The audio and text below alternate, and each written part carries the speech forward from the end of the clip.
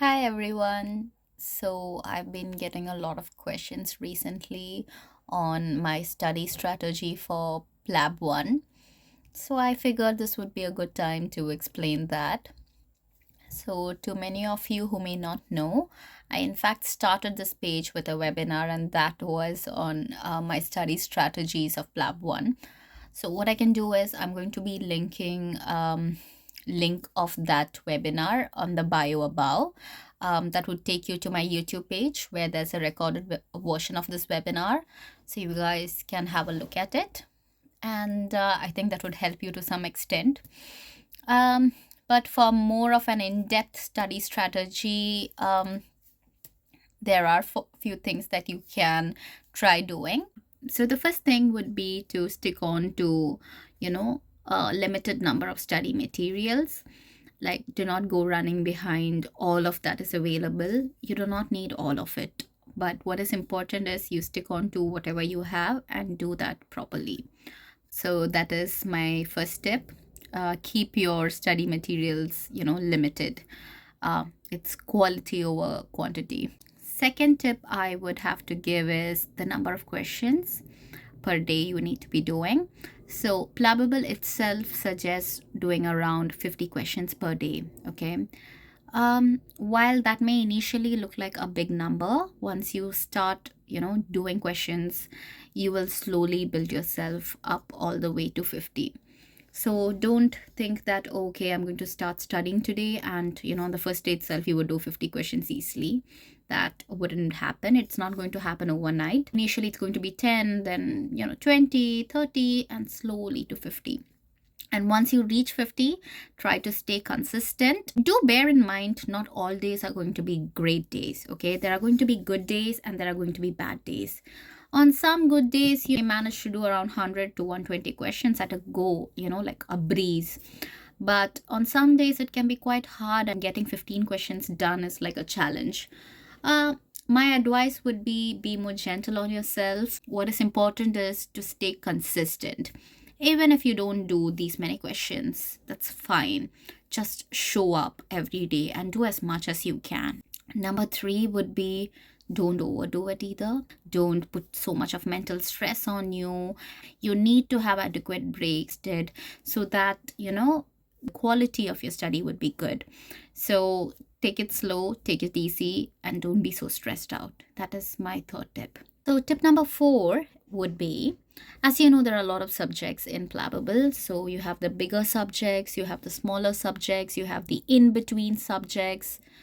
So try making a schedule where you decide, okay, the bigger subjects, like say for example, medicine, I'm going to be I'm going to try doing them over 4 to 5 days. Okay, you can try doing that, and then after a big subject, maybe like a break, you can have a smaller subject like critical care or ENT, something that's easy, and then again a bigger subject, and then again a smaller subject.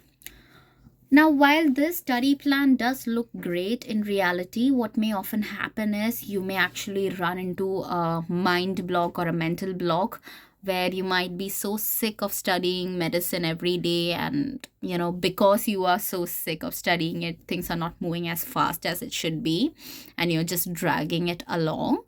So what you can do here is, I'm going to give you an example. Say on day one you did 50 questions of medicine, and maybe you have another 100 questions remaining, which would mean another 2 more days. And on second day, maybe you did start on 20 questions, and now you're just too tired, you don't feel like going on. So you're just going to keep on postponing it, and that's just going to add on to days. So instead of that, the minute you feel tired with a subject, what you can do is just switch to another subject which may not feel like a burden to you.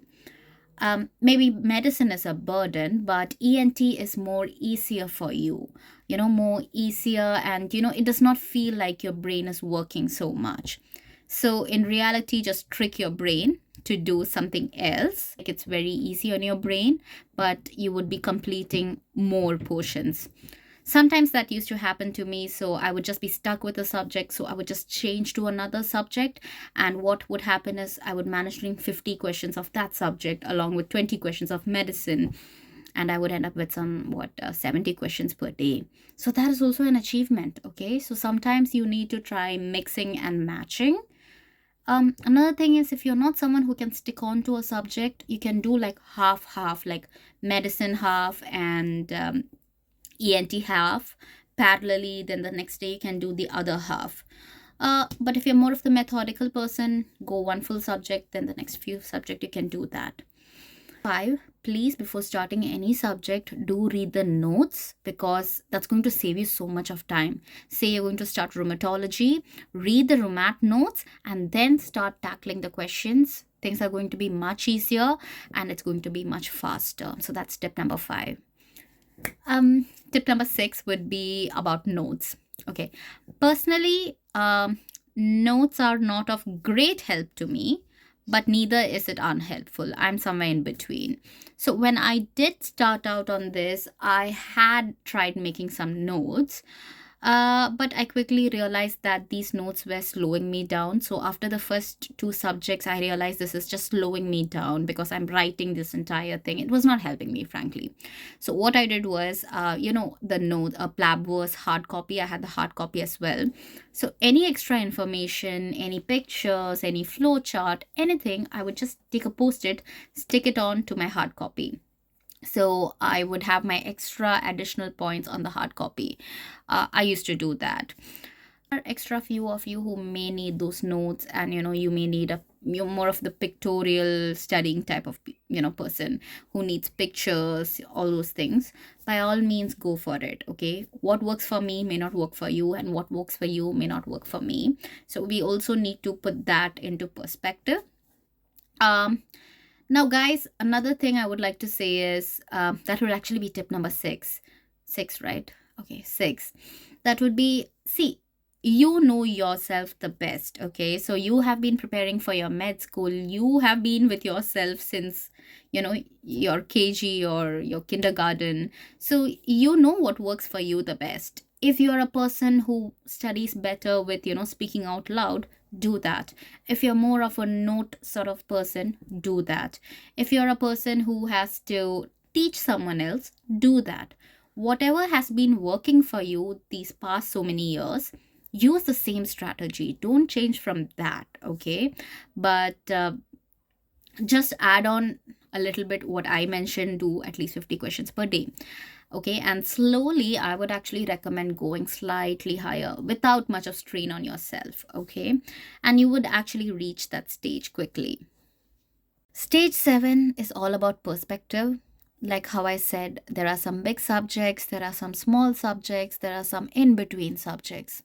So on some days you may not actually do much, and you may just finish, maybe for example, you may have done critical care, which is around 29 to 30 questions, and it may just be some 30 questions. But hey, guys, this is one subject that you have finished, and that's a big deal. You have finished off a subject. That's like a huge thing, and you have to understand that. Change your perspective. That helps a lot. Other things are definitely get a lot of exercise and a lot of sleep. Don't compromise on this. That is my most important tip. Okay, don't stress yourself over this exam. As in, don't stress kill yourself. Get lots of exercise, lots of sleep, maintain good diet. Okay, move around a lot in between. I guess that is my best strategy. So I guess these are my top tips. Anything else you think I can add, or you want to know regarding certain aspect of your studies, please do let me know. You can always send me a DM. And that's it, guys. Happy studying and all the best for your exam.